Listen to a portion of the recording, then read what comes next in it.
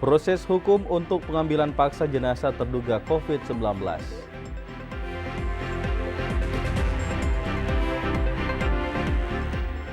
BNPB apresiasi penanganan COVID-19 di Sulawesi Selatan.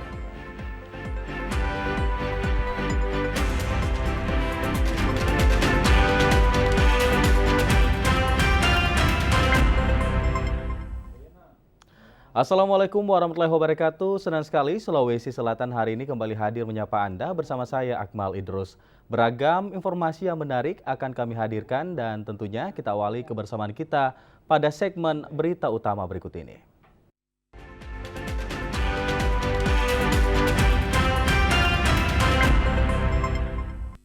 Saudara, informasi pertama, berbagai organisasi profesi kesehatan di Kota Makassar resmi menempuh jalur hukum terkait adanya pengambilan jenazah terduga COVID-19 yang terjadi di berbagai rumah sakit rujukan.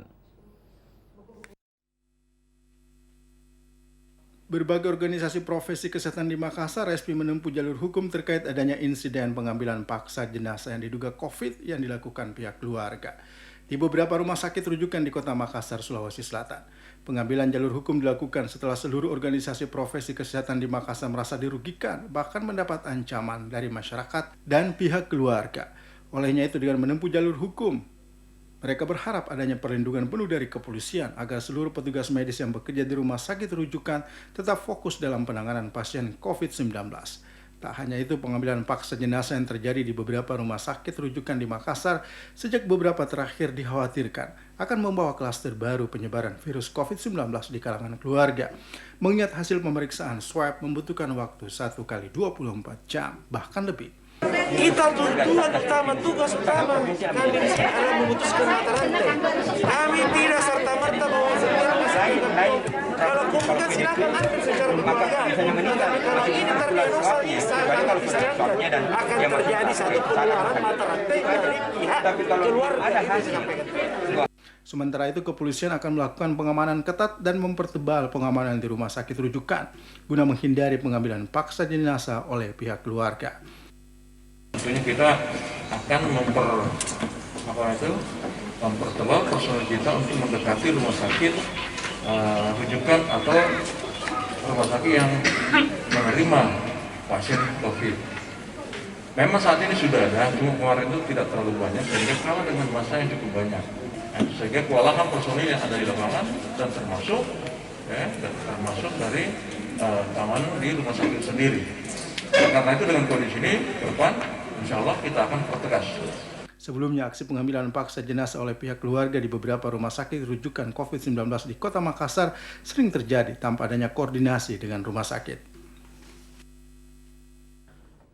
Saudara, sementara itu Kepala Gugus Tugas Percepatan Penanganan COVID-19 sekaligus Kepala Badan Nasional Penanggulangan Bencana, Letjen TNI Doni Monardo memberikan apresiasi yang tinggi pada penanganan COVID-19 di Provinsi Sulawesi Selatan.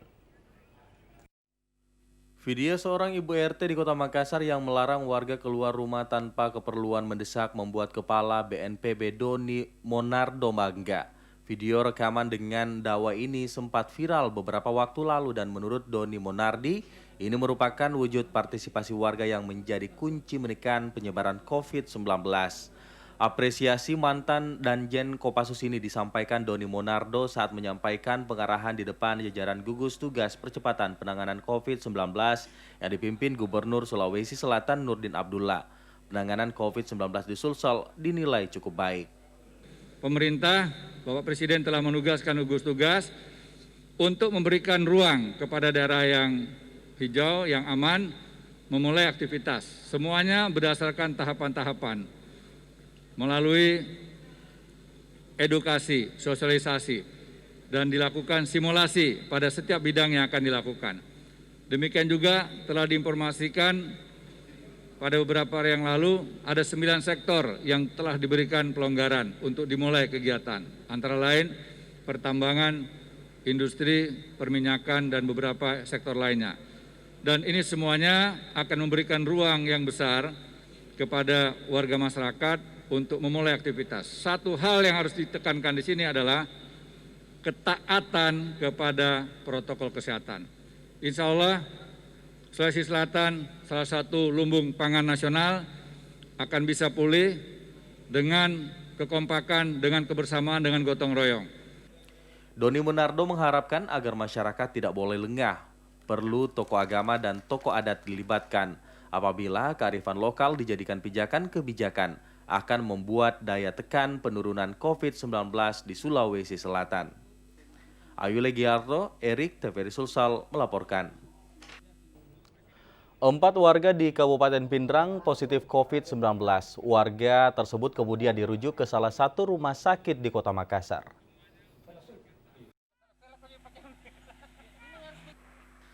4 warga Kabupaten Pindrang, orang tanpa gejala atau OTG positif COVID-19 menyusul keluarnya hasil swab. Dari Balai Besar Laboratorium Kesehatan Makassar, gugus tugas percepatan penanganan COVID-19 daerah Kabupaten Pindrang. Merujuk warga tersebut ke salah satu rumah sakit di Kota Makassar untuk menjalani masa karantina selama 14 hari. Juru bicara gugus tugas percepatan penanganan COVID-19 Kabupaten Pindrang, Dr. Gigi Dia Puspita Dewi mengatakan, 4 warga Kabupaten Pindrang yang positif COVID-19 adalah 1 orang warga Kecamatan Watang Sawito berinisial H, 1 orang warga Kecamatan Supa berinisial AH, dan 2 orang warga Kecamatan Paleteang berinisial H dan K. Sehingga warga Kabupaten Pindrang yang positif COVID-19 menjadi 12 kasus. Keempat warga yang positif COVID-19 langsung dirujuk secepatnya ke salah satu rumah sakit penanganan COVID-19. Sementara keluarga yang pernah kontak dengan pasien COVID-19 segera dilakukan pengambilan rapid test. Untuk pasien positif ada 13, 4 itu orang tanpa gejala. Itu dikirim di Makassar, masuk dalam istilahnya wisata COVID. Kalau Sulsel itu di Hotel Harper ada 3 orang, kemudian yang terakhir ini hari masuk di Hotel Almadira. Kemudian yang 2, 1 di Palamonia, satunya di Rumah Sakit Jadi Makassar dalam 1 PDB. Jadi 4 OTG, 2 PDP positif Pindrang. Dengan bertambahnya warga Kabupaten Pindrang positif COVID-19, gugus tugas percepatan penanganan COVID-19 Kabupaten Pindrang terus melakukan langkah pencegahan dengan melengkapi alat pelindung diri seluruh tenaga medis di Rumah Sakit Umum Daerah atau RSUD Lasindrang, Pratama Bungi, dan seluruh puskesmas. Asnadikala, TVRI Sulsel melaporkan. Informasi lain, Saudara, Satreskrim Polrestabes Makassar Unit Jatanras mengungkap pelaku penjual kartu prabayar menggunakan register nomor induk atau NIK dan kartu keluarga ilegal. Unit Jatanras menangkap 5 pelaku, diantaranya Edward Mangina alias Edo warga Jalan Sungai Sadang, Since Safitri warga perumahan Onyx di Blok 10 Antang, dan Haryani warga di Jalan Sungai Sadang. Keterangan dari Kombes Pol Yudiawan, penangkapan berawal dari informasi yang diperoleh unit Jatanras Polrestabes Makassar dengan adanya penjualan kartu prabayar yang sudah diregistrasi menggunakan data NIK dan KK milik orang lain dalam jumlah besar. Selain mengamankan tersangka dan ribuan kartu, polisi juga mengamankan puluhan handphone yang digunakan transaksi serta uang tunai sebanyak 400 juta rupiah dari hasil penjualan kartu ilegal. Ternyata dari hasil pemeriksaan ini banyak digunakan untuk melakukan kegiatan penipuan, yaitu seperti showbiz, ya. Kemudian yang paling fatal adalah dipergunakan untuk menyebarkan berita-berita hoax. Jadi berita-berita hoax yang sekarang ini yang tersebar, apalagi sekarang dalam rangka pandemi COVID-19 yang mendiskreditkan profesi tenaga medis, ini adalah berita-berita hoax yang asalnya dari kartu-kartu ini, ya, kartu-kartu yang data dan KK dipalsukan. Untuk mempertanggungjawabkan perbuatan ini, pelaku kini mendekam di Mapolrestabes Makassar. Aturan pemeriksaan protokol COVID-19 dengan menyertakan surat keterangan rapid test berlaku ketat di perbatasan Kabupaten Endrekang dan Kabupaten Tanah Toraja. Memasuki kawasan perbatasan Endrekang Tanah Toraja di Salobarani, Kecamatan Mangkendek, tampak petugas memeriksa kelengkapan pengendara dengan surat keterangan rapid test untuk antisipasi penyebaran COVID-19 di Kabupaten Tanah Toraja. Di kawasan perbatasan itu, kendati berlangsung ketat, namun pemeriksaan penumpang tampak teratur. Memasuki kota Makale, suasana tampak lengang hingga menuju perbatasan Makale Rantepao, Toraja Utara. Di wilayah Kecamatan Rantelemo, pengendara juga harus mengikuti aturan yang sama. Pemeriksaan protokol virus corona atau COVID-19 dengan menyertakan surat keterangan rapid test. Ketatnya pemeriksaan warga yang masuk di kawasan Kabupaten Toraja Utara, pasalnya kabupaten itu satu-satunya daerah di Sulawesi Selatan yang jadi zona hijau dari 102 kabupaten kota se-Indonesia yang telah menerapkan new normal. Terhitung mulai Sabtu 6 Juni 2020, sejumlah aktivitas ekonomi di Toraja Utara dibuka dan beroperasi meski dengan waktu yang masih dibatasi. Protokoler kesehatan menjadi syarat yang harus dipenuhi selain warga diwajibkan tetap menggunakan masker, jaga jarak, dan tempat cuci tangan di semua fasilitas umum di Kabupaten Toraja Utara. Maria Isma, Ari Kadang, TVRI Sulsel mewartakan. Hujan deras yang mengguyur daerah Kabupaten Luwu membuat ratusan rumah di 4 kecamatan terendam banjir. Ketinggian banjir antara 1 hingga 1,5 meter. Selesai kalau ini, Bas. Ratusan rumah di 4 kecamatan terendam banjir akibat hujan deras yang melanda Kabupaten Luwu. 4 kecamatan tersebut masing-masing Kecamatan Suli, Kecamatan Suli Barat, Kecamatan Larompong, dan Kecamatan Larompong Selatan. Dengan ketinggian banjir bervariasi dari 60 cm hingga 1 meter, bahkan 1,5 meter. Banjir diperparah dengan pasangnya air laut yang membuat banjir semakin meninggi. Meski rumah terendam air, namun warga memilih tetap bertahan di dalam rumahnya. Mereka menolak mengungsi. Debit air terus meninggi setelah daerah tersebut diguyur hujan deras selama 24 jam. Banjir terparah terjadi di Desa Temboe, Kecamatan Larompong Selatan, Kabupaten Luwu. Rumah terendam mencapai sekitar 450 rumah milik warga tersebar di 3 dusun. Kepala Desa Temboe, Abdi Tamrin, mengatakan bahwa Desa Temboe adalah desa langganan banjir setiap tahun. Jadi penyebab dari banjir yaitu curah hujan yang sangat tinggi dan memang Temboe selama ini langganan banjir. Terkadang sampai 5-6 kali 1 tahun. Tapi ada kalanya parah. BPBD, kepolisian, dan pemerintah setempat turun mengimbau warga agar waspada terhadap cuaca buruk yang terjadi akhir-akhir ini. Saudara, selanjutnya segmen Sulsel Membangun akan kami hadirkan setelah jeda berikut ini. Tetaplah bersama kami. Dalam rangka mengantisipasi pandemi COVID-19, program belajar dari rumah hadir untuk memberi ruang kepada seluruh peserta didik yang tidak memiliki internet, mulai dari pendidikan anak usia dini hingga sekolah menengah atas, agar tetap dapat belajar dengan maksimal. Dampingi putra-putri Anda dengan penuh gembira bersama tayangan edukatif. Belajar dari rumah, Senin sampai Jumat, PAUD pukul 8 waktu Indonesia Barat, SD pukul 8.30 waktu Indonesia Barat, SMP pukul 10.30 waktu Indonesia Barat, SMA pukul 14 waktu Indonesia Barat, Pengasuhan dan Pendidikan Anak pukul 14.30 waktu Indonesia Barat.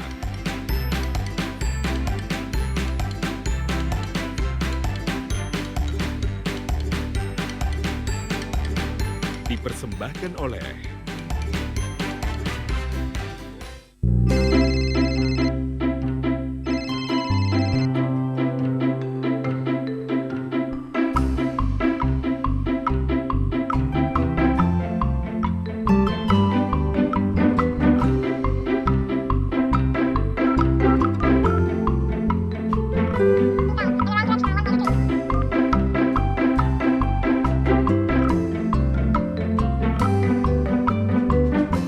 dipersembahkan oleh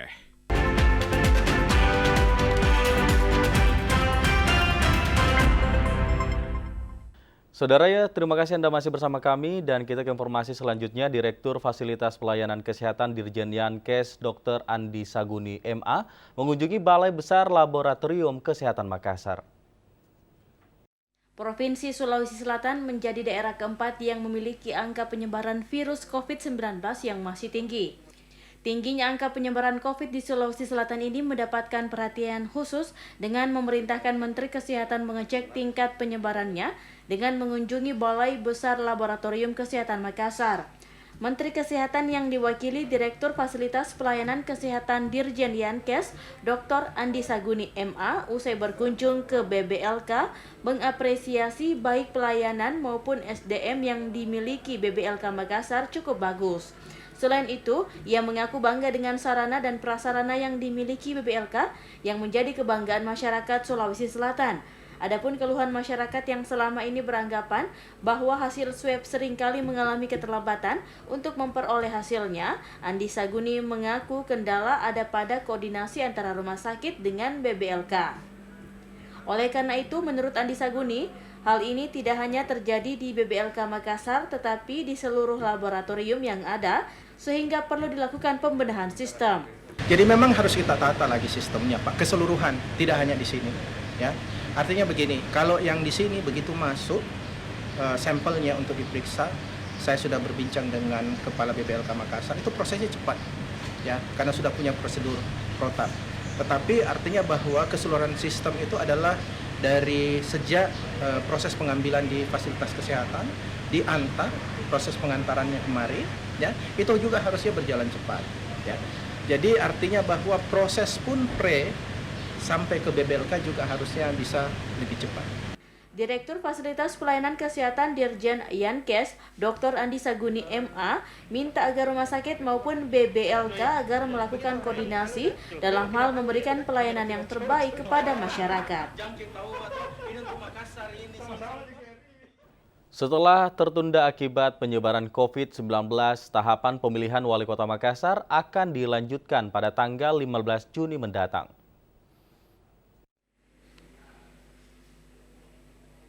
Setelah Komisi Pemilihan Umum Republik Indonesia memutuskan untuk melanjutkan tahapan pemilihan kepala daerah serentak tahun 2020 pada 15 Juni mendatang.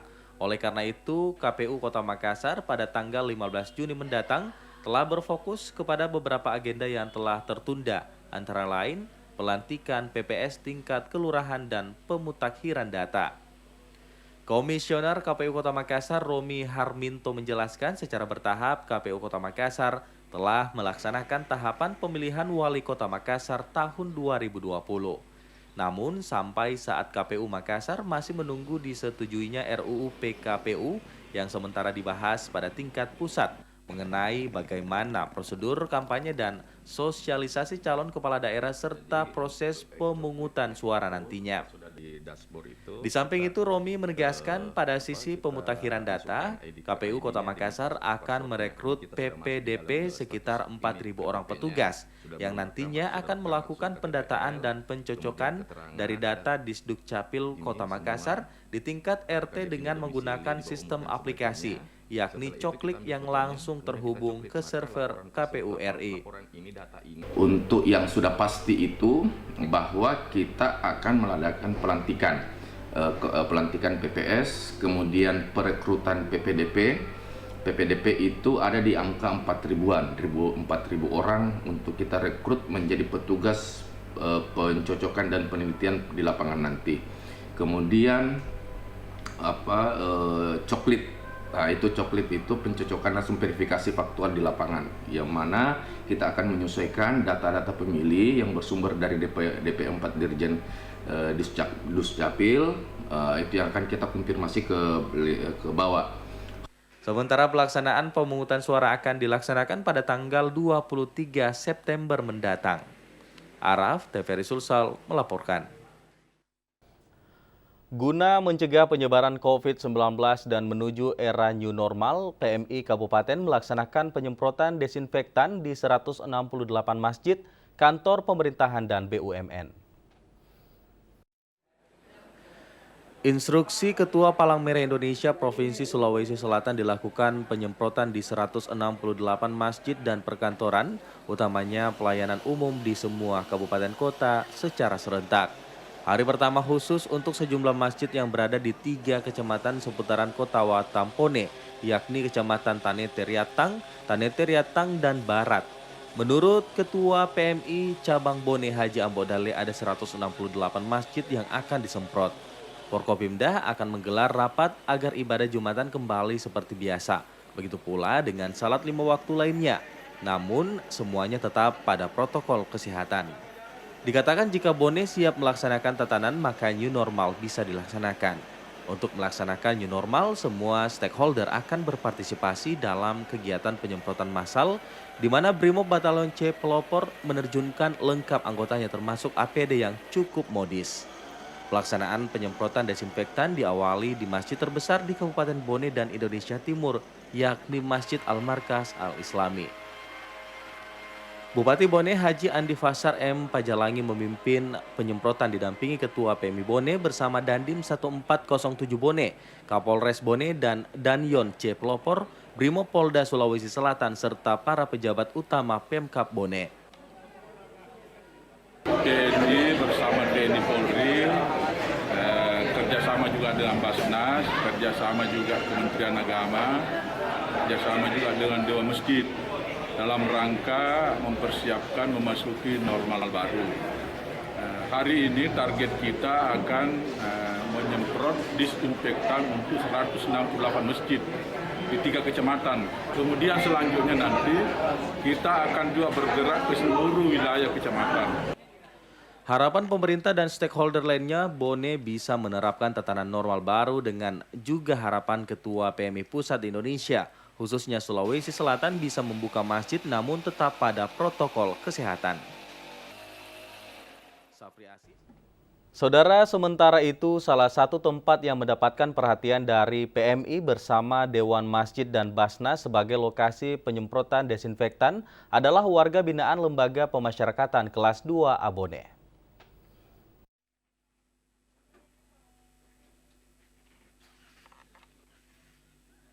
Jelang era tatanan normal baru atau new normal, PMI yang mengkoordinir kegiatan penyemprotan serentak menyambangi warga binaan di Lapas Kelas 2A Kabupaten Bone.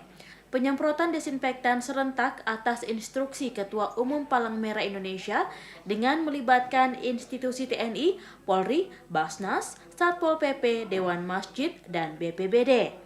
Menurut Koordinator Aksi PMI, kegiatan ini melibatkan 70 personel, baik personil aktif maupun relawan dari PMI. Namun demikian penugasan mereka terbagi dan untuk tim relawan PMI khusus untuk warga binaan, sedang semua personel PMI dibantu Basnas dan PMI fokus ke Lembaga Pemasyarakatan kelas 2 Abone.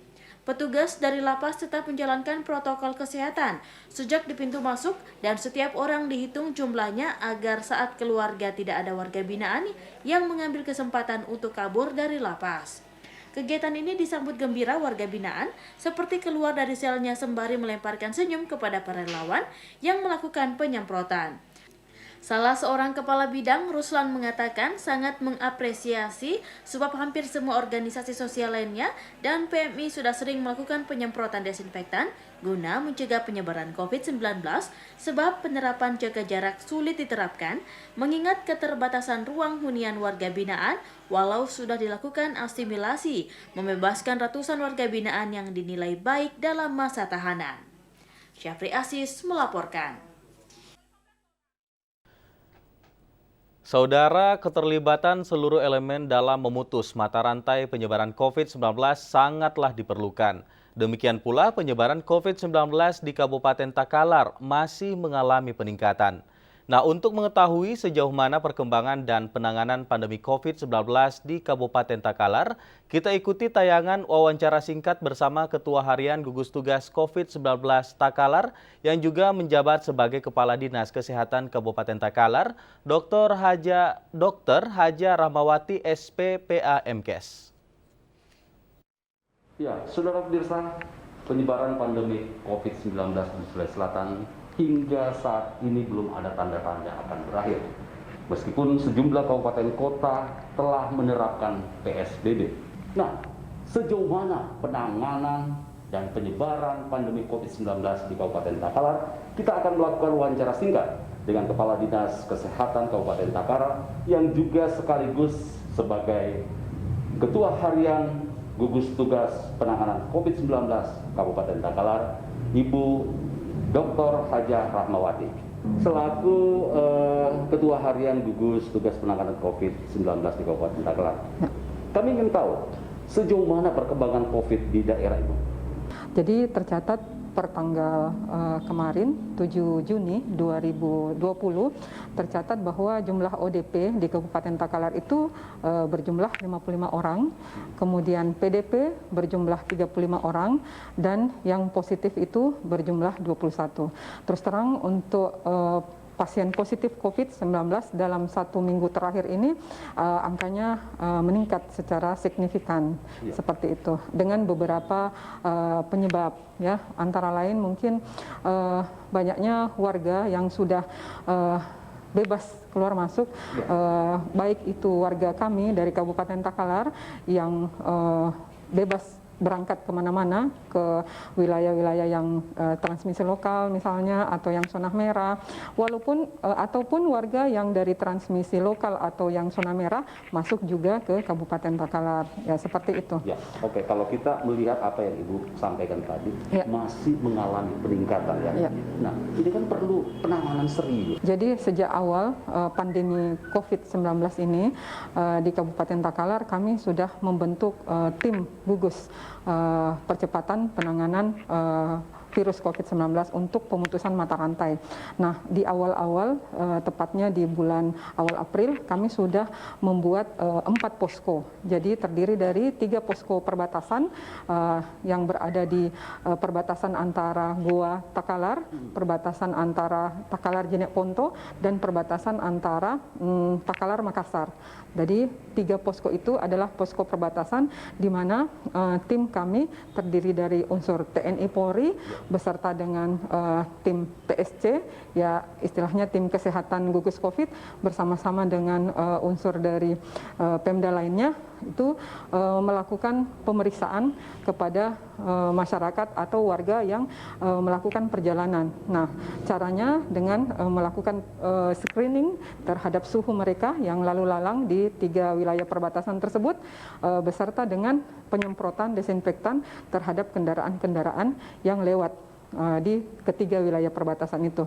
Di samping itu ada lagi 1 posko induk untuk tim gugus COVID ini yang kita pusatkan di posko PSC, Public Safety Center, yang berada di Kabupaten Takalar. Nah, itu sejak awal kita sudah melakukan pencegahan bagaimana agar masyarakat bisa terlindungi dari penyebaran virus ini, dan kita melakukan pemutusan mata rantai terhadap penyebaran virus COVID ini. Sejauh ini bagaimana peran masyarakat untuk memutus ini? Ya, terima kasih kembali. Jadi memang kita tidak bisa menutup mata bahwa untuk pemutusan mata rantai ini tidak bisa hanya 1-2 unsur saja yang berperan. Ini harus ada kolaborasi secara menyeluruh, baik itu dari pemerintah maupun dari masyarakat. Nah, itu yang dilakukan di kabupaten seperti yang saya sampaikan tadi. Tetapi di unsur pemerintah desa, maka masing-masing kecamatan yang dibantu oleh aparat desanya juga melakukan koordinasi dengan aparat desa yang terkait di masing-masing wilayah kerjanya untuk bisa memberikan edukasi dan penyuluhan kepada masyarakat agar mereka melakukan himbauan-himbauan yang disampaikan oleh pimpinan daerah kami, dalam hal ini Pak Bupati, untuk menjaga kegiatan seperti fisikal dan social distancing. Kami memberikan edukasi, ya tentu di bawah koordinasi camat dan aparat desa yang ada di wilayah kerjanya masing-masing, untuk mensosialisasikan kepada masyarakat bahwa agar mereka itu menjaga kesehatannya dengan jalan rajin mencuci tangan, kemudian bila keluar rumah harus memakai masker, kemudian menjaga jarak, dan harus betul-betul menjaga physical dan social distancing mereka. Artinya dengan semakin sadarnya masyarakat untuk melakukan physical dan social distancing, maka jumlah pasien ODP, PDP dan yang positif itu bisa kita tekan. Untuk penanganan lebih serius, bagaimana? Nah, untuk ke-21 pasien positif COVID ini, secara terperinci kami jelaskan bahwa untuk yang 21 orang itu, 1 orang dirawat. Dirawat itu artinya dia berada di pusat kesehatan masyarakat, di rumah sakit, ya tentunya ya.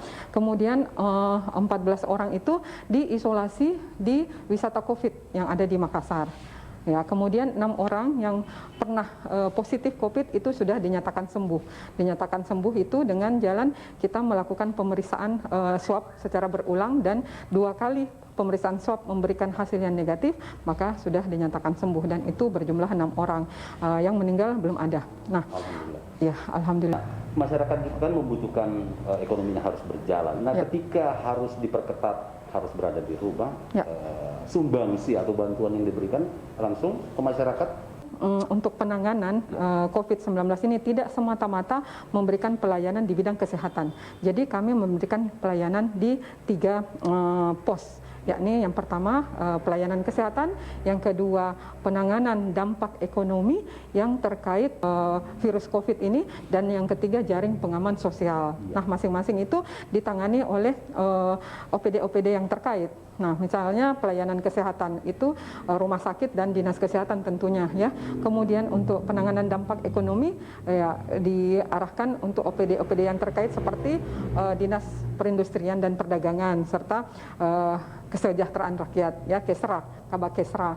Kemudian untuk jaring pengaman sosial itu OPD yang terkaitnya dinas sosial. Nah, itu sudah dianggarkan masing-masing untuk penanganan tersebut dan alhamdulillah sudah berjalan. Jadi selama ini masyarakat yang terimbas baik secara langsung maupun tidak langsung terhadap infeksi virus COVID-19 ini diberikan bantuan berupa sembako, kemudian diberikan juga bantuan berupa bantuan langsung tunai oleh pemerintah daerah, seperti itu.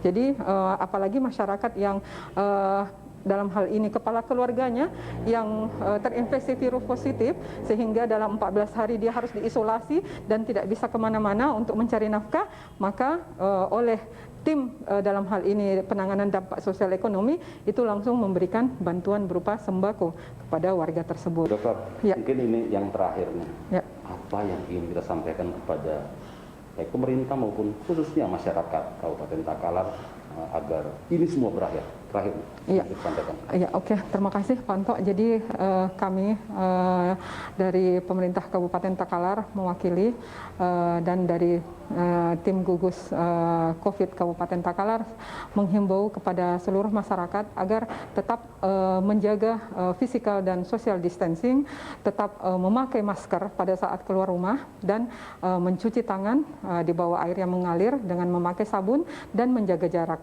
Ya, jangan kita melakukan hal-hal yang akan merugikan diri kita sendiri dan keluarga kita, karena kesehatan itu sangat berarti. Ya, dengan kesehatan kita bisa dapat melakukan segala hal yang kita inginkan. Jadi marilah sama-sama kita menjaga kesehatan diri kita, menjaga kesehatan keluarga kita, dan menjaga kesehatan lingkungan kita. Sangat benar, kita berharap ini segera berakhir. Ya, siap. Nah, saudara pemirsa, demikianlah wawancara singkat kita dengan Kepala Dinas Kesehatan Kabupaten Takalar yang juga selaku Ketua Harian Gugus Tugas Penanganan COVID-19 di Kabupaten Takalar, Ibu Dr. Haja Rahmawati. Dan tentunya kita berharap semoga dari wawancara singkat ini akan membuka kesadaran kita semua untuk selalu menerapkan pola hidup sehat guna memutus mata rantai penyebaran COVID-19. Hingga di sini wawancara singkat kita berjumpa pada segmen yang berbeda. Saudara, demikianlah tadi wawancara terkait penanganan COVID-19 di Kabupaten Takalar. Dan kita informasi lain, meskipun peluncuran kapal pinisi belum dilakukan karena air laut surut, namun upacara adat peluncuran kapal pinisi diawali beberapa prosesi ritual. Salah satunya ritual barasanji dan doa-doa yang merupakan salah satu simbol sebagai tanda akan peluncuran kapal pinisi ke laut. Prosesi upacara adat peluncuran kapal pinisi berlangsung di Tanah Beru, Kecamatan Bonto Bahari, Kabupaten Bulukumba. Sebelum kapal tersebut diluncurkan, terlebih dahulu masyarakat mengawali upacara dengan barasanji dan doa-doa di atas geladak kapal yang dipimpin oleh pemuka adat yang merupakan rangkaian proses tolak bala. Tidak hanya prosesi upacara ritual barasanji dan doa-doa, tetapi berbagai jenis kue tradisional dan makanan lainnya yang terlihat masih ditutupi kain putih yang merupakan bagian ritual dalam peluncuran kapal pinisi ke laut.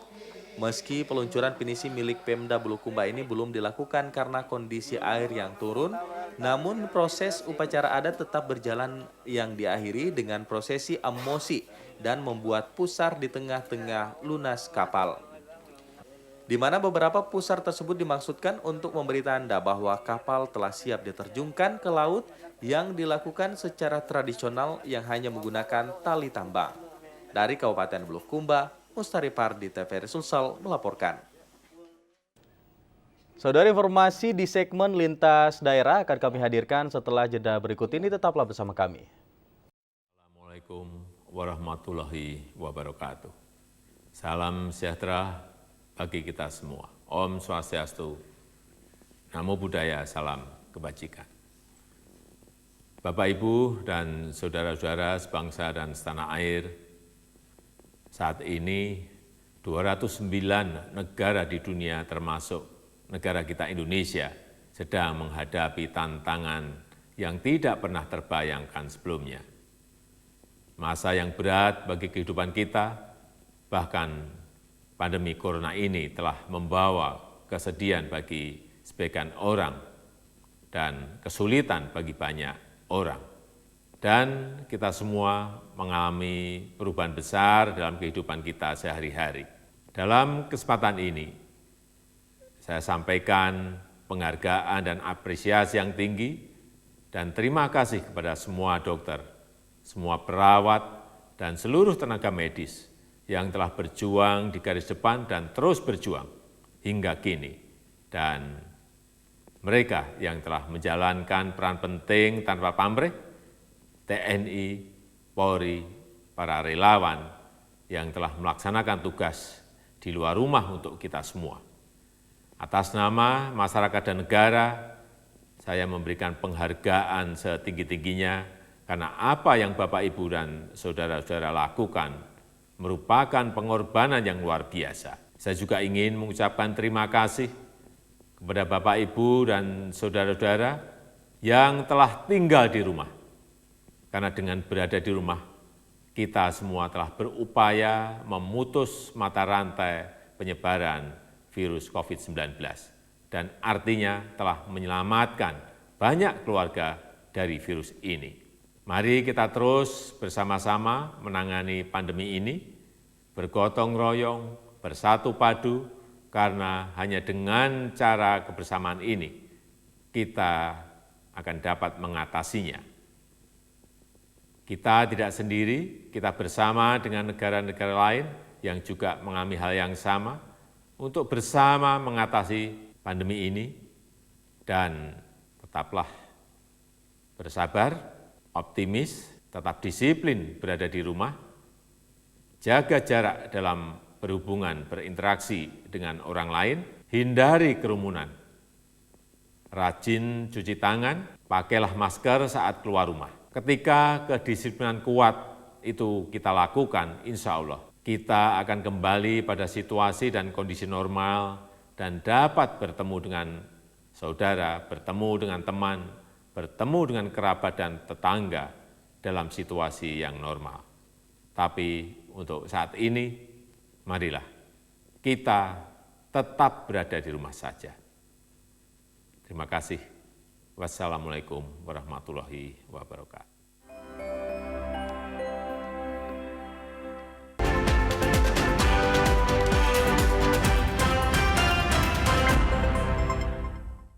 Saudara, puluhan mahasiswa mengatasnamakan pemudi dan masyarakat Kelurahan Borong Rapoa, Kecamatan Kindang, Kabupaten Bulukumba, berunjuk rasa di DPRD Bulukumba soal anggaran sosial COVID-19 yang dinilai tidak transparan.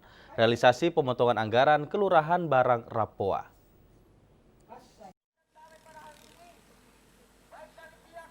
Warga yang mengatasnamakan pemuda dan masyarakat Borong Rapoa, Kecamatan Kindang melakukan aksi unjuk rasa di jalan depan kantor DPRD Bulukumba.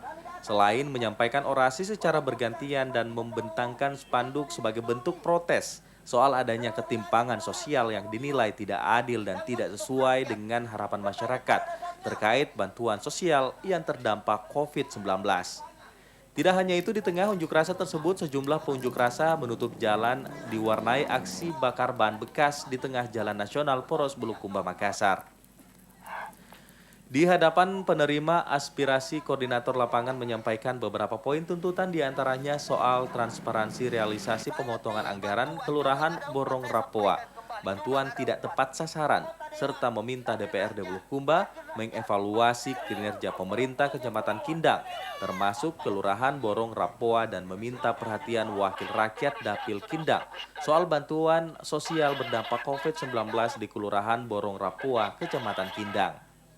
Unjuk rasa tersebut berlangsung aman dan tertib hingga membubarkan diri, yang mendapat pengawalan ketat aparat kepolisian dan Satpol PP Bulukumba. Dari Kabupaten Bulukumba, Mustari Pardi, TVRI Sulsel melaporkan. Dengan bertambahnya warga positif COVID-19, warga masyarakat di Kabupaten Pindrang, khususnya para keluarga yang positif, diwajibkan untuk melakukan pemeriksaan swab untuk mengetahui kondisi kesehatannya.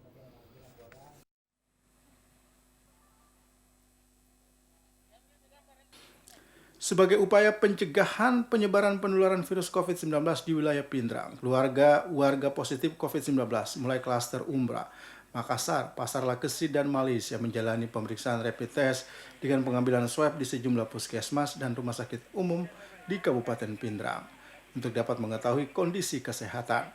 Juru bicara gugus percepatan penanganan COVID-19 di Pindrang, Dr. Gigi Diah Puspita, mengatakan bertambahnya warga Pindrang menjadi 13 orang sehingga seluruh keluarga warga positif COVID-19 yang kontak erat diwajibkan menjalani rapid test dilanjutkan dengan swab agar dapat mengetahui kondisi kesehatan secepatnya sekaligus melindungi masyarakat yang sehat untuk tidak tertular.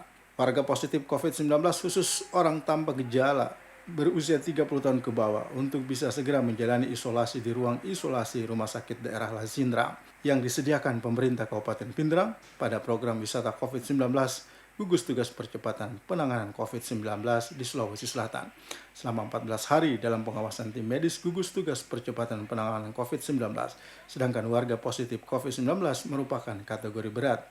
Karena memiliki penyakit bawaan, langsung dirawat di rumah sakit isolasi rumah sakit rujukan COVID-19 di Rumah Sakit Andi Makassau, Parepare, dan Rumah Sakit di Makassar. Kontak langsung yang pasien ini, yang meninggal, yaitu yang selalu menunggui di rumah sakit. Jaga di rumah sakit berarti tiap hari dia kontak dengan PDP ini. Jadi kami melakukan rapid untuk keluarganya. Kemudian yang rapid dari rapid itu ada 2 orang. Kami bawa ke Makassar untuk diperiksa di Balai BBLK. Sementara itu, gugus tugas terus meningkatkan pengawasan terhadap warga pendatang.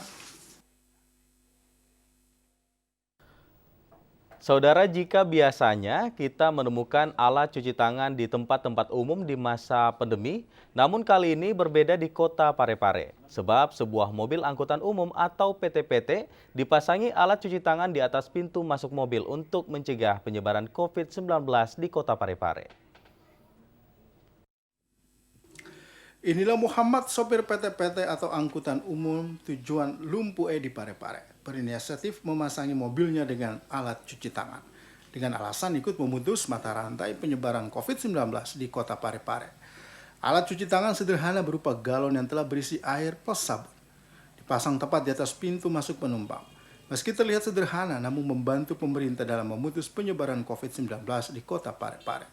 Penumpang yang ingin menumpangi mobil milik Muhammad ini terlebih dahulu mencuci tangan dengan sabun hingga bersih. Setelah itu baru bisa dibolehkan naik ke atas mobil.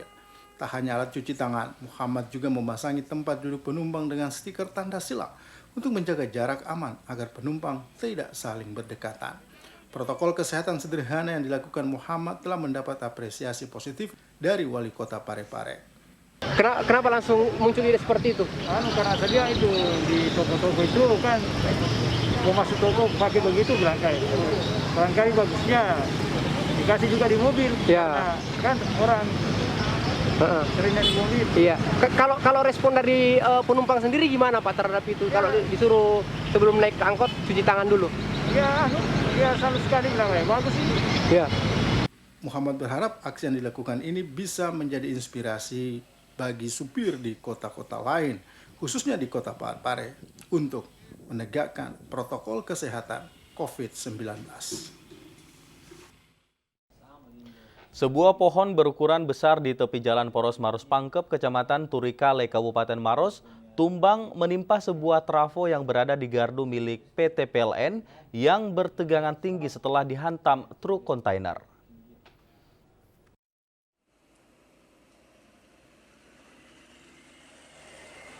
Sebuah pohon tua roboh di Jalan Trans Sulawesi, tepatnya di Jalan Poros Maros Pangkep, yang berada di Kecamatan Turikale, Kabupaten Maros, setelah diseruduk oleh kendaraan truk kontainer yang melaju dari Makassar menuju Kabupaten Maros. Pohon setinggi sekitar 60 meter itu ambruk karena diduga pohon tersebut sudah lapuk termakan usia. Sopir yang tidak menyangka badan kontainer tersangkut di dahan pohon. Batang pohon patah mengenai kabel dan trafo milik PLN yang berada di gardu depan RSUD Salewangang, Kabupaten Maros. Akibatnya aliran listrik sempat padam beberapa saat di sekitar lokasi jatuhnya pohon. Selain itu, arus lalu lintas dari arah Makassar menuju Kabupaten Pangkep sempat terganggu lantaran banyaknya ranting pohon yang berserakan di tengah jalan. Aparat kepolisian bersama tim BPBD Maros tiba di lokasi membersihkan ranting pohon yang berserakan di bahu jalan. Kami ada berenam. Ada 6 personil. Alhamdulillah evakuasinya berjalan lancar, namun terkendala karena kabel induk listrik tersebut ada putus. Akibat ditimpa oleh rumah. Usai melakukan proses evakuasi selama kurang lebih hampir 1 jam, batang pohon dan ranting yang berserakan di jalan berhasil dibersihkan oleh petugas. Dan arus lalu lintas dari Makassar ke Kabupaten Pangkep kembali normal. Saudara, informasi lainnya akan kami hadirkan pada segmen olahraga berikut ini.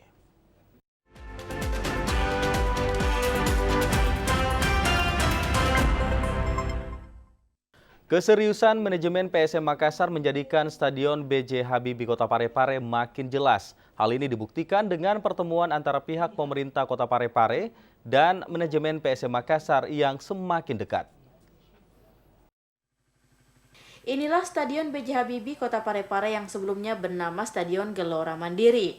Stadion ini terus digadang-gadang oleh pihak manajemen PSM Makassar untuk dijadikan home base kedua setelah Kota Makassar. Melihat kondisi lapangan yang cukup strategis, membuat pihak manajemen tim Juku Eja Makassar tertarik untuk menjadikan Stadion B.J. Habibie Parepare sebagai home base kedua. Rencana kesiapan ini terus dilakukan koordinasi dan pertemuan antara pihak manajemen PSM dan pemerintah Kota Parepare. Wali Kota Parepare HM Taufan Pawe mengaku telah melakukan koordinasi dengan manajemen PSM Makassar dan menyatakan kesiapannya. Sarana dan prasarana yang menjadi penunjang dipilihnya Stadion B.J. Habibie menjadi home base PSM Makassar telah terpenuhi. Hanya saja sejumlah fasilitas harus dibenahi, seperti rumput lapangan, ruang ganti, tribun, lampu stadion, dan venue bagi para pemain.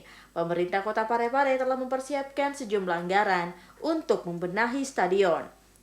Pemerintah kota dan rakyat Parepare welcome untuk menjadikan Parepare sebagai home base PSM. Tapi tentu harus kita sepakat dulu, syarat utamanya adalah kita sama-sama menjaga dan menerapkan protokol kesehatan. Kalau persiapan dari stadion itu sebenarnya sudah ada anggaran, cuma masalahnya sekarang di kondisi seperti ini kita harus hati-hati juga untuk mengerjakan. Dan saya sudah perintahkan kepada dinas terkait untuk merealisasikan rehabilitasi daripada stadion. Kehadiran Stadion B.J. Habibie akan dijadikan home base kedua PSM Makassar disambut baik sejumlah warga di Kota Parepare. Selain itu menjadi magnet untuk meningkatkan perekonomian Kota Parepare. Amiruddin melaporkan. Meski pandemi COVID-19 masih berlangsung, upaya pembinaan atlet khususnya di Kota Makassar masih berlangsung, meski intensitasnya berbeda pada kondisi normal. Wabah pandemi COVID-19 yang dalam beberapa bulan terakhir telah mempengaruhi hampir seluruh aktivitas warga di berbagai daerah dan mengharuskan pembatasan mobilitas di berbagai sektor dan tidak terkecuali bagi para atlet. Di Kota Makassar, intensitas latihan para atlet perbakin turut terpengaruh. Namun kondisi ini masih dapat diatasi dengan beberapa upaya antisipasi. Di antaranya dengan melengkapi sarana latihan dengan beberapa penunjang yang sesuai dengan standar minimum protokol kesehatan yang telah ditentukan, khususnya dalam hal sanitasi sarana gedung, peralatan, dan personel yang ikut latihan. Hasil pantauan tim liputan di lapangan tembak tunggal Panaluan, Mako Batalion A Brimopolda Sulawesi Selatan di Makassar, sejumlah atlet dan jajaran pengurusan Perbakin tetap menggelar latihan yang sekaligus sebagai wadah silaturahmi untuk pengurus di tingkat provinsi dan Perbakin Kota Makassar. Latihan bersama kali ini turut diikuti Dansat Brimopolda Sulawesi Selatan Kombes Pol Muhammad Anis yang juga selaku Ketua Perbakin Kota Makassar beserta Ketua Harian HM Iqbal Suhaib.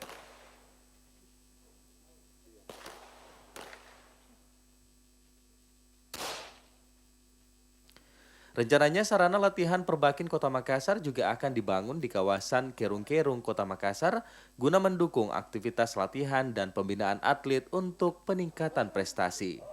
Tim Liputan Hasdar TVRI melaporkan.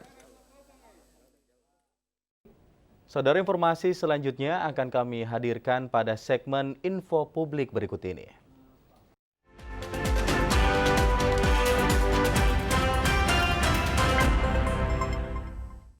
Saudara, innalillahi wa inna ilaihi rajiun, karyawan TVRI Sulawesi Selatan Seksi Teknik Fasilitas Transmisi Misno meninggal dunia akibat sakit diabetes. Almarhum Misno dimakamkan di pemakaman umum Kampung Benteng Anagua.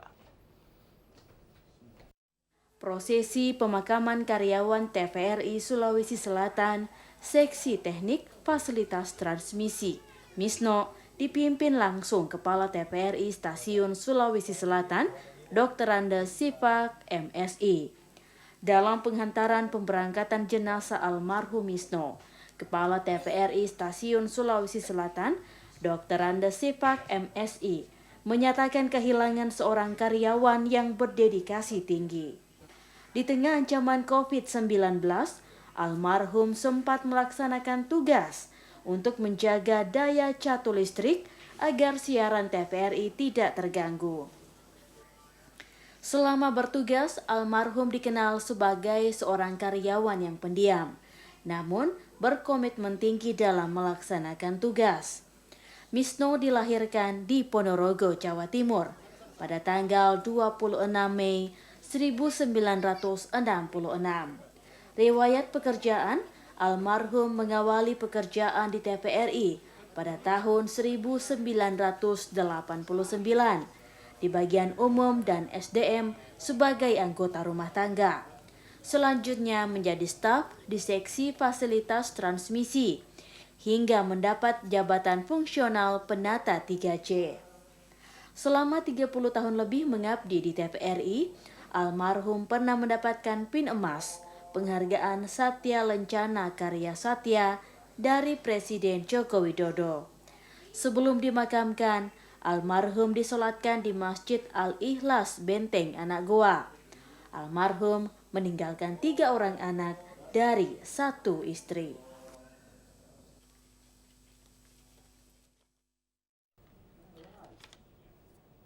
Saudara, informasi tersebut sekaligus mengakhiri kebersamaan kita di Sulawesi Selatan edisi hari ini. Akhir kata, saya Akmal Idrus dan seluruh kerabat kerja yang bertugas mengucapkan terima kasih atas perhatian Anda. Wassalamualaikum warahmatullahi wabarakatuh dan sampai jumpa.